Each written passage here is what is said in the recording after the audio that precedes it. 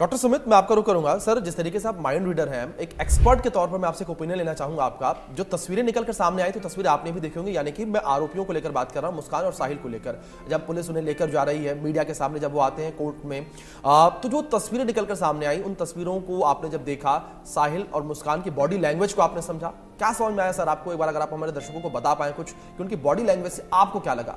जी, मैं कुछ डॉक्टर साध्वी से मैं सहमत हूँ, लेकिन कुछ बातों पर मैं ये बताना चाहूँगा कि जैसे इमोशनल साइकोलॉजी अगर मैं की तरह टॉपिक की अगर मैंने बात करता हूँ और वो मैंने पढ़ा है, क्या होता है कि ये माइंड प्रोग्राम किया जाता है। ये एक दिन की 2 दिन की बात नहीं होती है, कई महीनों की प्रोग्रामिंग की जाती है। दिमाग में ये चीज़ें बिठाई जाती हैं कि हमें क्या प्लानिंग करनी है, किस तरीके से, और स्टेप बाय स्टेप उस चीज़ों को तरीके से एग्जीक्यूट किया जाता है। और ये एग्जीक्यूशन जो है अल्टीमेटली, अगर आपने न्यूज़ में अगर देखा हो, ये भी था कि एक बार उन्होंने पहले भी कोशिश की थी मर्डर करने की कुछ दिन पहले, लेकिन बाद में मर्डर हुआ। तो बीच में जो गैप था वो करीब 1 हफ्ते का था। तो उन्होंने कोशिश की लेकिन वो सक्सेसफुल नहीं हो पाए। तो क्या होता है कि ये प्रोग्रामिंग करते करते टाइम तो लगता ही है, दिमाग में अपने बिठाना होता है, और वो इतने इस बात को लेके सख्त हो चुके थे कि ये हमें मर्डर करना ही करना है, और कोई भी सेंसेस, कोई भी दिमाग उनका काम नहीं कर रहा था। इस तरीके को देखते हुए मैंने ये चीजें काफी पॉइंट नोटिस किए हैं। और हम अगर ज्यादा पहले नहीं जाते, मोबाइल या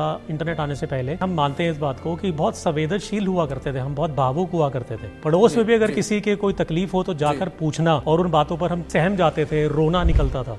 लेकिन आजकल ऐसा नहीं है।